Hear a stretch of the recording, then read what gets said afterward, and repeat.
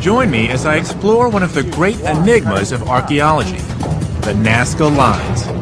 These mysterious figures of the Peruvian desert have been called the eighth wonder of the world. Who made them, and why? The Naska Lines still baffle archaeologists. To understand them, I'll be exploring the mysteries of ancient desert engravings from Peru to the southwestern United States. There'll be some wild adventures in the air, on the sea, and even beneath the desert. Once again, we're digging for the truth, and we're going to extremes to do it. This really hits home.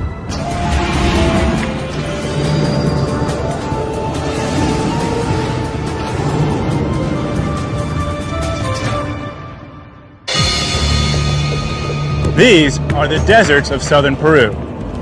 They are some of the driest and most desolate places on the earth. Hi, I'm Josh Bernstein, and I've come here to solve one of archaeology's greatest mysteries, the Naska Lines of Peru. For centuries, when people crossed these plains, they noticed lines in the sand. But they had no idea what they were seeing. Then, in the 1920s, came the first airplane flights. When pilots looked down from the skies, they were amazed. For the first time, they could see the lines were part of a massive complex of geometric figures called geoglyphs, covering the whole desert. Who made them, and why? The mystery of the Naska Lines was born. The Naska Plain is the Death Valley of South America, baking hot and almost totally without rainfall. Sandwiched between the Pacific Ocean and the Andes Mountains, it was home to an enigmatic culture. The ancient Naska people who lived here between the 4th and 9th centuries left no great cities. They lived along the fertile river valleys crossing the desert. On the plains between the river valleys, they built their monumental designs. The Naska Lines have become one of the world's most famous archaeological mysteries. I've come here to explore that mystery. This is the modern-day town of Naska, home to about 30,000 people. As you can see, it's changed a lot over the last 2,000 years. But one thing that hasn't changed is that people still come here to see the lines, which are just a few miles outside of town.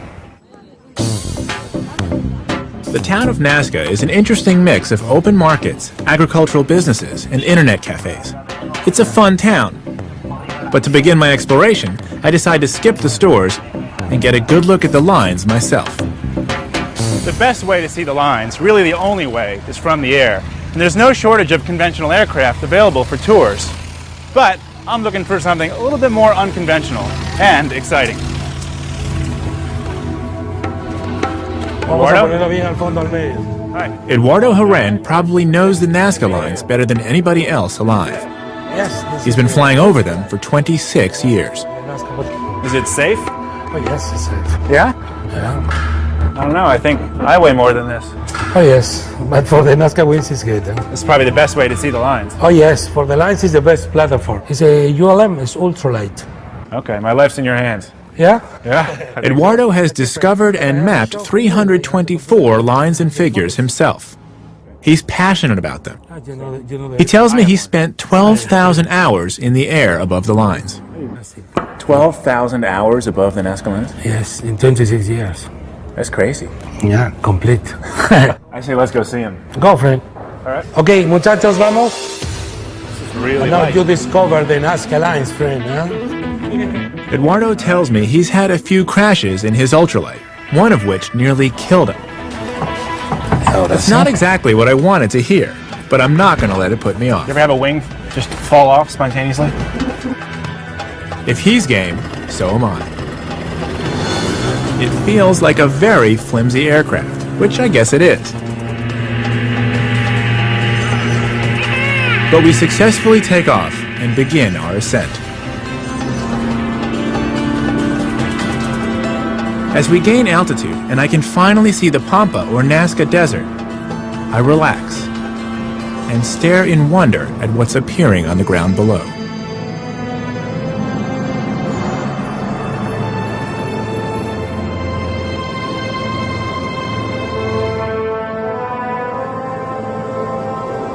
Some people believe the lines were built for extraterrestrials. Seeing them now, I understand why. Many of them do look like runways. And why would an ancient people make figures which can only be seen from the air? I'm amazed at how spread out they are. And that they're really everywhere. Yeah. Hundreds of lines crisscross the desert, some 10 miles long. A massive bird is the size of a football field. There's a monkey, a little harder to make out. Right there. Yeah. The tail.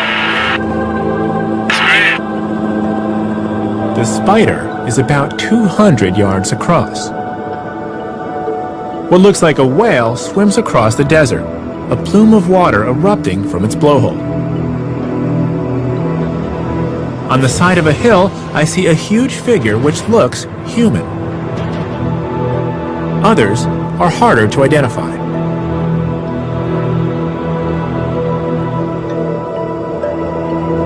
One in particular catches my eye. What's that one there? It looks like a flower. Eduardo tells me he has never seen it before. Oh, look. Congratulations. It was number one. I did? Yeah, never. Really? This is incredible. On my first flight over the lines, I've actually discovered a new Naska figure. Yeah. There are thousands of figures. In fact, Eduardo has found 324 himself. Even so, it's an amazing stroke of luck to find one on my first flight, and to have it captured on film. I found one. And I drove many times. Yeah? For this side, yes. It's the first time we see the flower. The flower. 325 figures now, friends. Yeah. Let's go. My first time over the Naska lines, but I found one. Because I said to Eduardo, I was like, what's that? He's like, no way! You found one! Thank you. That was great. Yeah, new figure for me. Unbelievable. Unbelievable. You remember, I see the, hey, what happened? You know, and you said me, hey, look there. I've never seen this figure. And today is the first time, and you have the first photo too. And I need this photo, please. So this is a real discovery. We're not just kidding. Yes, no, complete. I have 324 yesterday, but today we're at 25. It's incredible. I mean, No, thank you. really. That was great. You're welcome. Even without my discovery of a geoglyph, the lines would have captured my imagination. What do they mean? Why are there so many of them? Time to set off across the desert and search for some answers. There is one name that always comes up in relation to the Naska lines: Maria Reike. This amazing German woman dedicated most of her long life to understanding the lines. For 60 years, until her death in 1998, she studied the Naska plains, walking over almost every part of them, often sleeping out at night, obsessed by the mystery of the lines. She was sure she had the answer.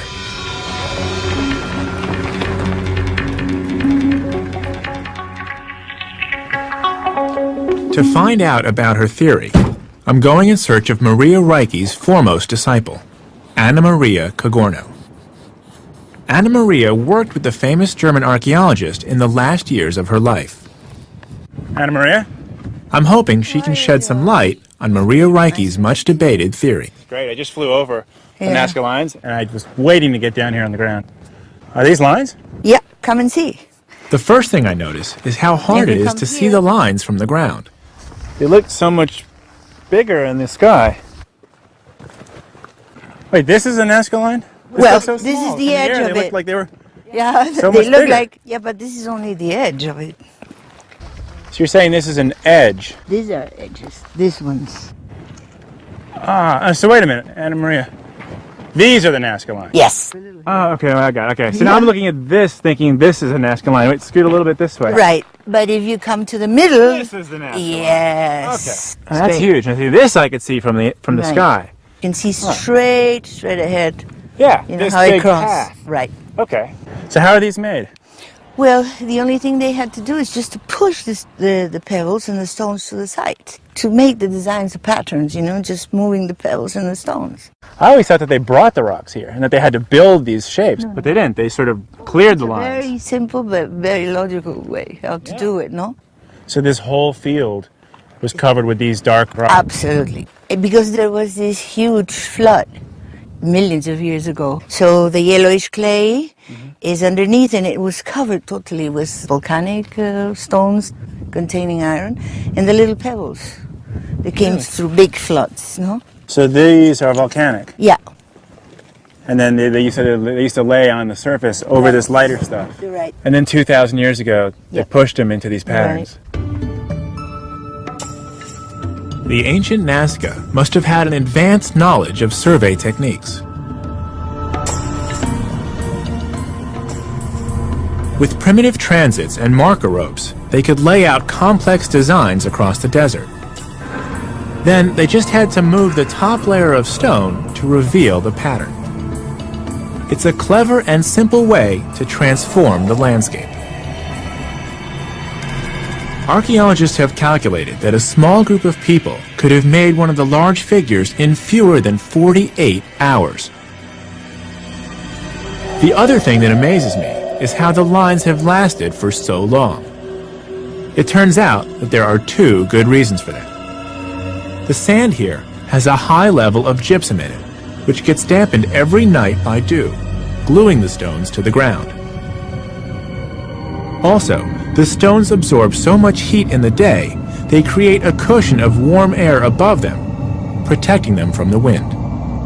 As a result, any mark made on the desert stays for centuries. Car tracks made in the 1920s are still there today. So I understand how they made the lines. Now I want to know why they made them. Anna Maria tells me this is a good place to discuss Maria Reiche's theory. Yeah. Isn't it great? Now I can see the trapezoid. So what does this mean? Well, the purpose of all the lines, figures, were related to positions of the moon, the sun, the stars, solstice lines also.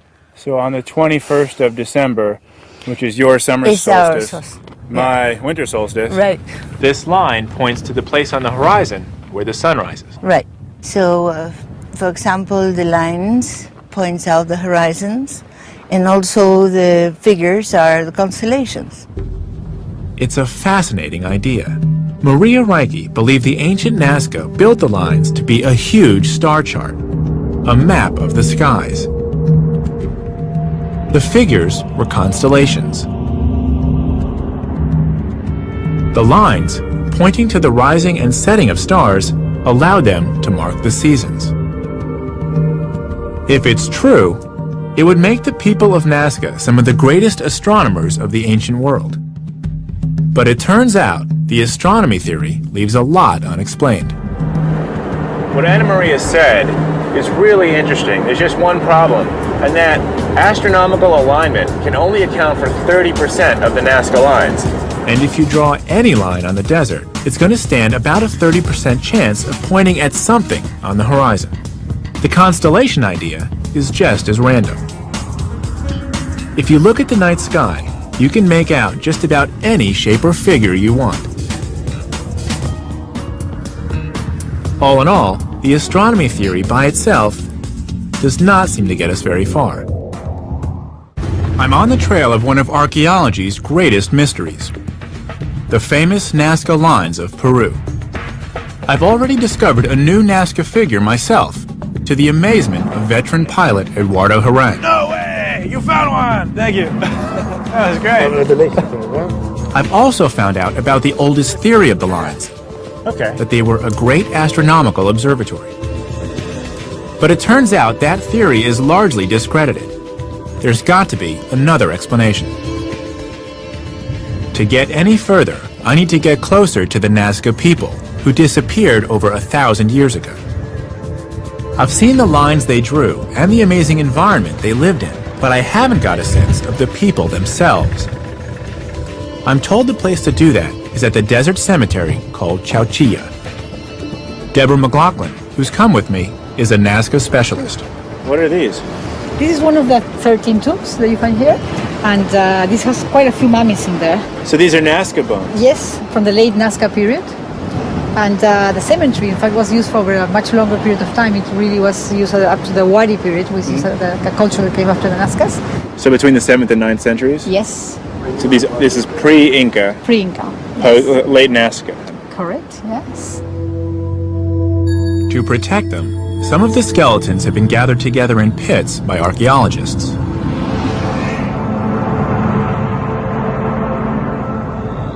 Ancient Peruvians usually buried their dead in a sitting position. For years after they died, they would receive the offerings of the living. As centuries passed, they might be forgotten. But the desert is so dry, the mummies survived in almost their original state. They seem to be not, most of them are not artificial mummification, but they are rather a natural process. They only got the guts out of them. And then because of the dry conditions and the heat, they mummify naturally. Beyond the burial pits is one of the strangest sights I've ever seen.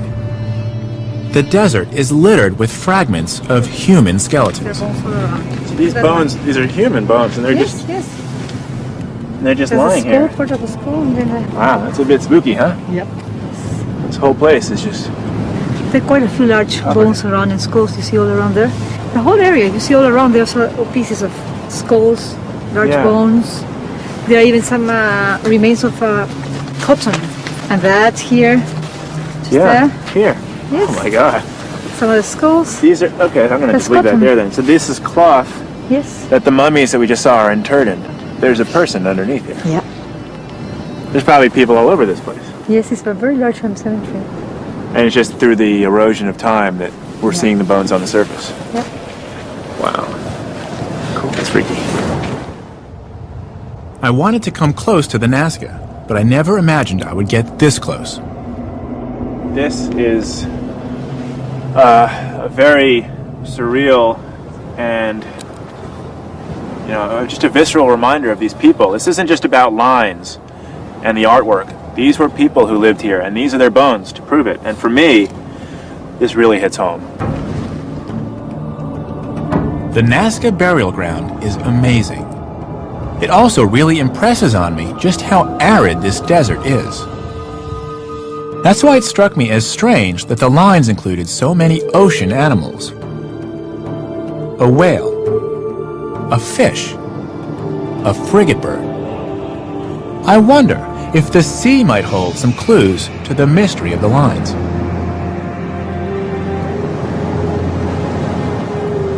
When I get to the ocean, I discover one of the most dramatic coastlines I've ever seen.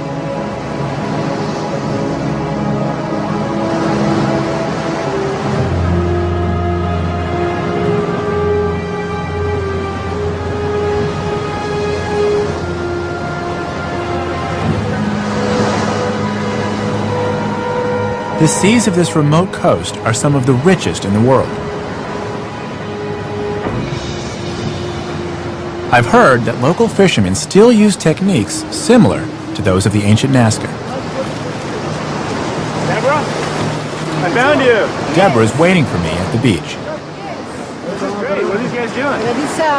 This traditional way of fishing, which, as I was telling you, I mean, they do it in a very, very similar way to what people did in ancient times. They have these floaters there.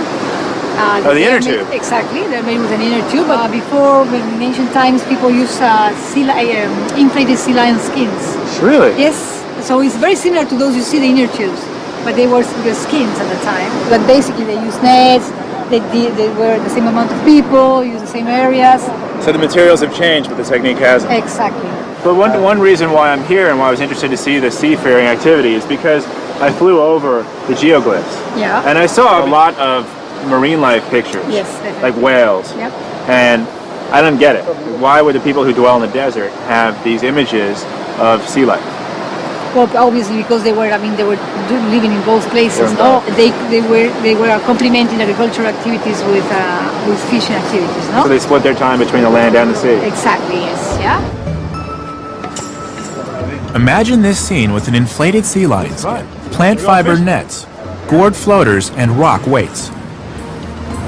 And there would have been not one crew of fishermen on this beach, but many. Now's my chance to find out about Naska fishing techniques. Firsthand. Hey, wait, you know what? Here, wait, hold this. What are you doing? I'm gonna go join them. Oh, really? Yeah, just one of my stuff. I'll see you at the other end.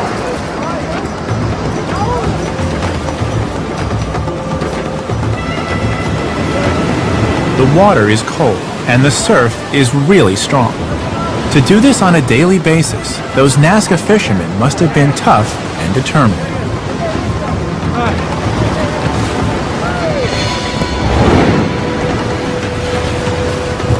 We push the tube with the net piled on top of it around in an arc.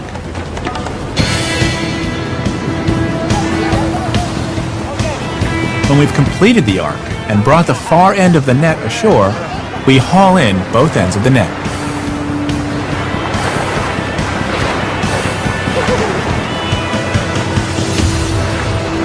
Well, at first, the water was ice cold. But then after you're swimming so hard against the current, it's exhausting. So I don't feel the cold anymore. I think they were kind of confused because they didn't really know why I was running into the water with them. And I don't know, there's supposed to be a game plan, like who goes where. I think they just forgot everything. I went, oh my God, this guy's in the water with us. And why is he wearing his clothes? So now we just gotta pull it in and see if we caught anything. As we pull in the net, I wonder if it was from experiences like this that the Naska drew their figures on the desert. This coastline is still populated by the sea creatures of the lines.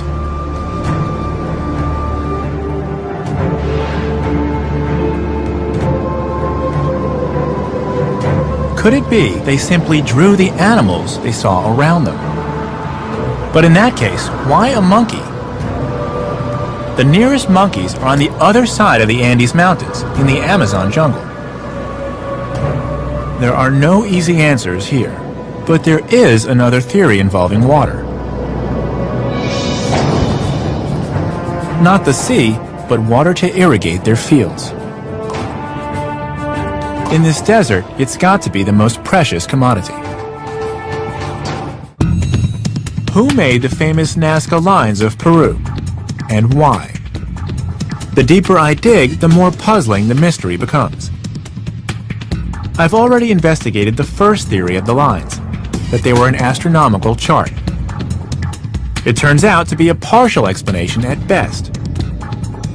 Only 30% of the lines have been shown to mark solstice points or have any astronomical correlation. So I've been following a hunch that the lines might have a much more practical explanation. Something to do with water.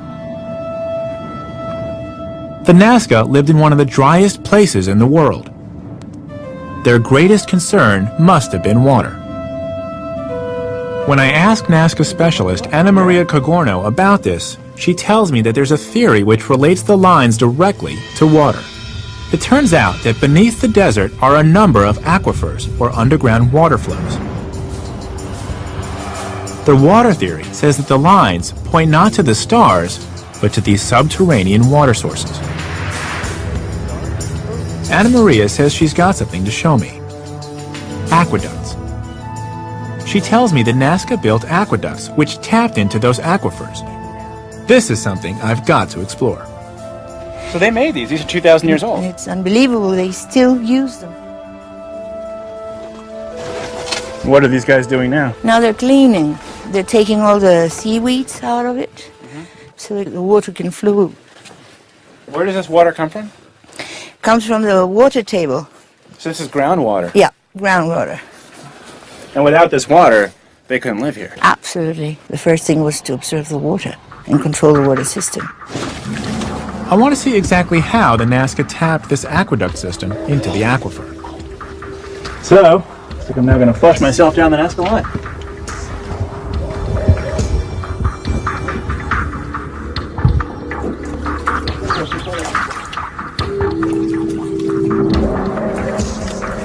See where it goes. Inside, it's cramped, smelly, and wet. which is what you'd expect of a 2,000-year-old aqueduct. What you wouldn't expect is how beautifully preserved it is. This is incredible. Can you imagine that this was made 2,000 years ago? Look at this. It's like this perfect little channel running underneath the desert above. That is incredible. And then I find out why it's so well preserved. Way inside the aqueduct, I meet a man cutting the mosses and grass, which have grown here since the last cleaning. He's getting the aqueduct ready for the rains, which will fill it in a few weeks' time.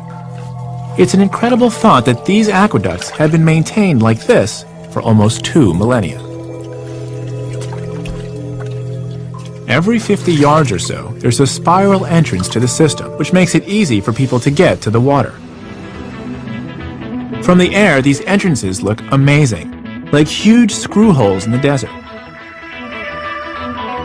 This remarkable water system still irrigates large areas of the desert today. Water is a precious commodity in this parched landscape.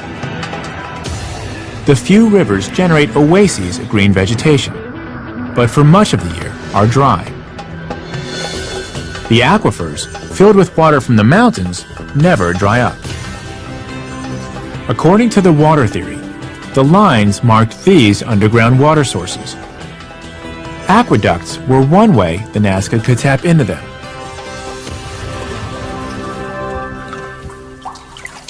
"40 yards up the aqueduct, and it's starting to get narrower. I wonder what I'm going to find at the end. How does it connect to the aquifer? Does water just seep in, or is it somehow channeled into this tunnel?" Well, let me see if I can give you a sense of what this feels like. Aside from the cramped position, it's cool, and it smells like mud. Not stagnant mud, maybe because they're cleaning them now, but definitely there's a loamy smell. Something's been here for a while. I push on, but the going gets harder. Okay, it's getting narrower. Before long, I can tell there's no way I'm going to make it all the way up to the aquifer. It's a lot smaller than I was expecting. This is the tight part. This is the tight part. So close! As the aqueduct gets smaller and smaller, I have no choice but to go up at the next exit. Not far, not much farther.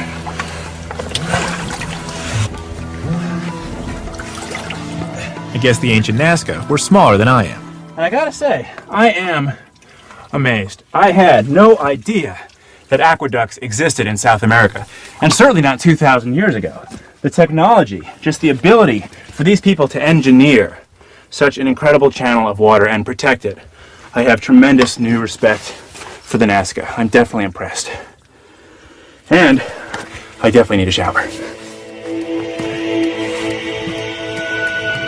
So could the Naska lines be pointing to subterranean sources of water? I discovered that geologists have plotted the lines against the underground geological faults and aquifers of Naska. It's true that a lot of the lines point to sources of water, either in the mountains or under the ground. But, like the star theory, there's a problem. Only 30% of the lines correlate to water. And as we all know, the 30% correlation is close to meaningless. I'm no closer to a convincing theory about the meaning of the lines. It's time to widen my investigation. The problem with Naska is that all the theories are pure conjecture. We know how they made them, but we don't know why. But there are other great geoglyphs in the Americas about which we know a lot more. I've been exploring the deserts and coasts of southern Peru, searching for clues to the meaning of the mysterious Naska lines. The two great theories about these massive desert geoglyphs, that they're an astronomical chart or a map of underground aquifers, have both turned out to be unconvincing. The lines are still a mystery. So I've decided to widen the investigation and explore other geoglyphs which might shed some light on the Naska lines. So I'm heading to Southern California, where ancient North Americans living along the Colorado River also made geoglyphs. They've been given the Italian name intaglios, engravings. I'm hoping that the geoglyphs here in the lower Mojave Desert can give me some insights into the meaning of the Naska lines. And once again, the best way to see these things is from the air. Joe? Yeah, Joe Shebley. Hey, Josh. Nice to meet you. Great to meet you. Understand you want to go see the intaglio. I do. Well, I know where they're at.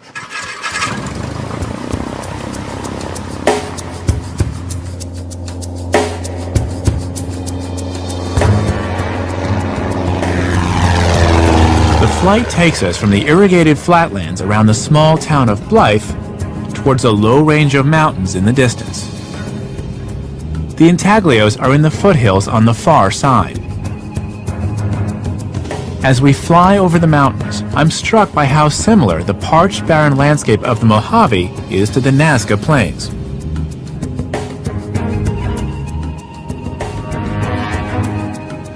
Finally, I see the intaglios beneath us. They're much smaller than the Naska lines, and sometimes hard to make out.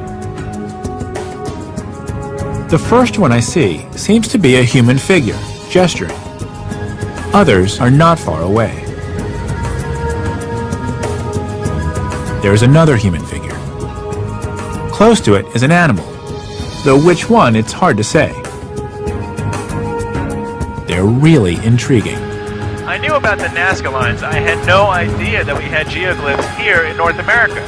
But again, why? Why did people go to such lengths to put these forms in the middle of a very dry, hostile environment? What do they mean? I can't wait to get down on the ground and investigate them further. What really distinguishes the intaglios from the Naska lines is that the direct descendants of the people who made them still live in these lands. How do you do? So the first person I want to talk to is Lori Kachora, an archaeologist and an elder of the Quetzan people. Lori, as a member of the Quetzan Nation, what can you and your people tell me about the intaglios? They use them for religious practice. There are two different types. There is one that's the good being, and then there's one that's the bad. So when you look at it, we're talking about the negative and positive world, negative and positive way of our life. So cosmic forces are being dealt with around these geoglyphs? Yes. But practically speaking, then, how would people actually use these as part of their ceremonies? Oh yes, people use them in many different ways. Just seeking for knowledge, wisdom, whatever one is searching for. What Lori tells me about the intaglios is a real revelation. Their meaning has nothing to do with astronomy or water, and everything to do with religion. They are figures from the great creation myths of his people. He says that they were also the sites for vision quests and important ceremonies. Could this have been the purpose behind the Naska lines too? It might explain why the people of Naska spent so much time and energy creating them. Perhaps, like the intaglios, the figures were the gods of Naska creation. Could it be that Naska were turning the desert into a sacred landscape, a great ritual arena where they could perform their ceremonies?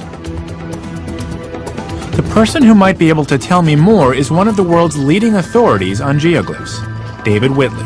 David, what can the geoglyphs here at Blythe tell me about the geoglyphs at Naska?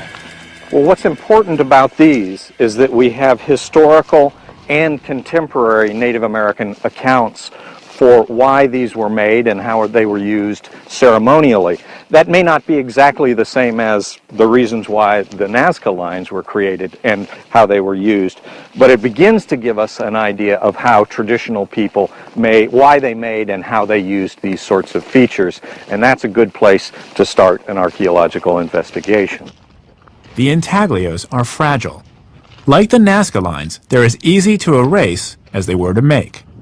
Fencing them in may not be beautiful, but it makes very good sense. It looks like they make these the same way. They push away the volcanic crust to reveal the lighter sand below. This desert pavement, yes, just scraped away. So what does this mean? Well, this happens to be Mastamho, the creator deity. And this is the location of a mythic event, a place where he did something important in the creation story. Here, the rivers of the Colorado River waters were rising, and he stopped the area from flooding by raising and lowering his arms 4 times. That caused the water to recede, and it saved the people. And they've captured that story here on the ground. Correct.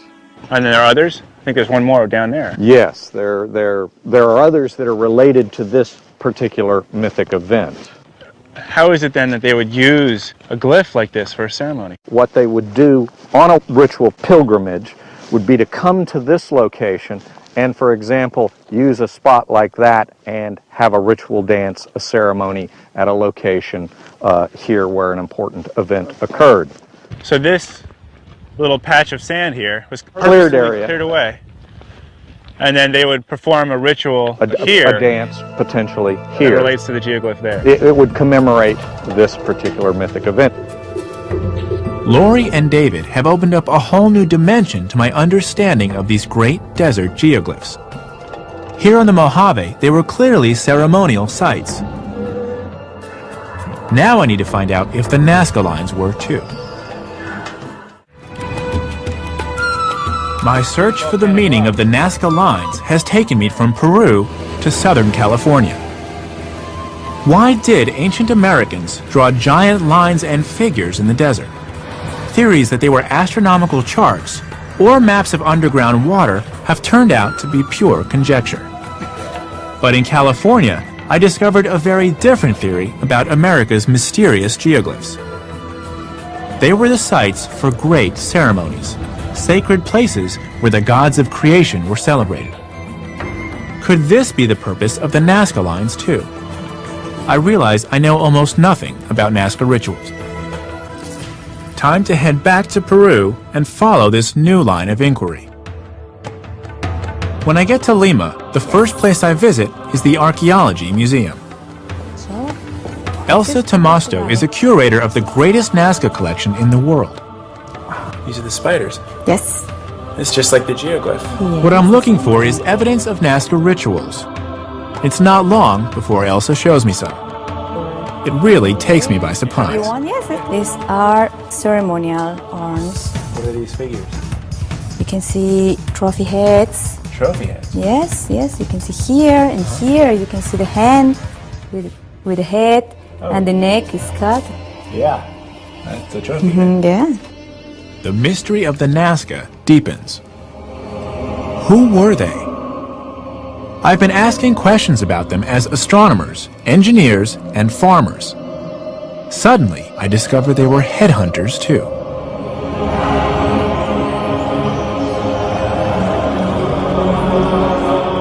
I knew that the Inca, who dominated this area 500 years after the Naska, decapitated their enemies and took their heads as trophies, even using them as drinking vessels.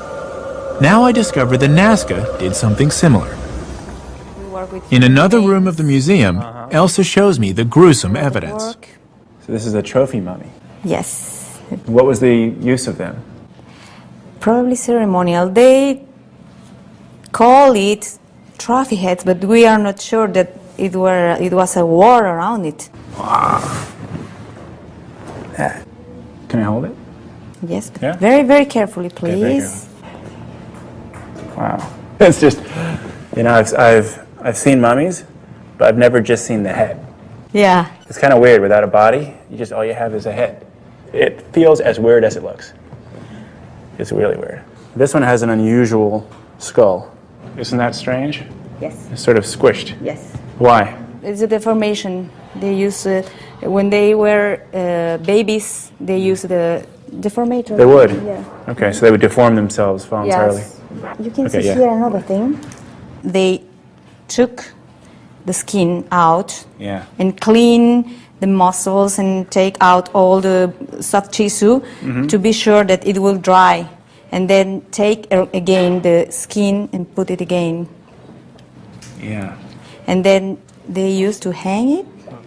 They would hang it by its own hair. Yeah, Sometimes it's hair, sometimes it's cotton. It's not always the same thing.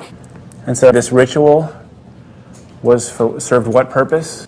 You don't know. Perhaps to get something from the gods. From gods, these were offerings. Elsa tells me that most of the trophy heads are Naska people. So perhaps they're evidence not of conquest and warfare, but ceremonial violence, some sort of human sacrifice. Is this what happened on the lines? As I walk past the thousands of skulls of long-dead Naska, I wonder about the scenes they've witnessed. I need to get back to Naska and ask some more questions. I've heard news of an excavation which is unearthing more signs of ceremonial life. Kawachi is a site on the edge of the Pampa, just a mile or two from where the lines are drawn. Ruben Garcia is the archaeologist who's regional supervisor for the Naska area. Well, Kawachi is the ceremonial center, the main ceremonial center of the Naska nation. That it was a pilgrimage center where people from all the Naska nation came, gave offerings and special feasts, sacrifices. So Kawachi was like the Mecca or Jerusalem of the Nazca culture. Yeah, it was. Located by a water source on the edge of the desert, Kawachi was huge. It was the greatest Nazca pilgrimage center. 40 pyramids still lie unexcavated beneath the sand. It's also the place to which many of the lines out in the desert lead. Evidence from Kawachi and from comparisons with the ways living Andean peoples perform their rituals have convinced most archaeologists about the ritual significance of the lines and figures. Many are related to fertility. Ruben has organized a demonstration for me of one of the most common Nazca symbols. The spirals, they are related to the conch shell, which is used traditionally to call the mountain gods and the clouds for rain. Finally, the pieces of the puzzle are falling into place.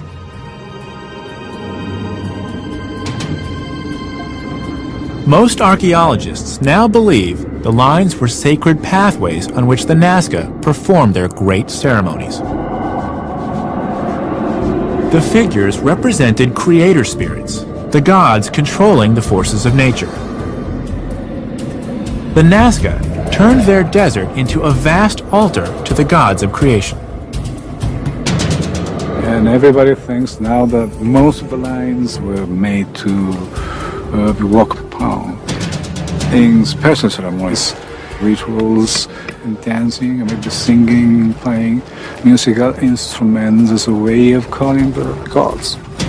The Nazca made their geoglyphs so big because they wanted the gods to look down on them and see they were remembered. When the Nazca danced on the lines and figures, they were making an offering to those mythic beings on which every aspect of their lives depended. Did those offerings include human sacrifice? Ruben tells me there's no evidence of violent rituals on the lines.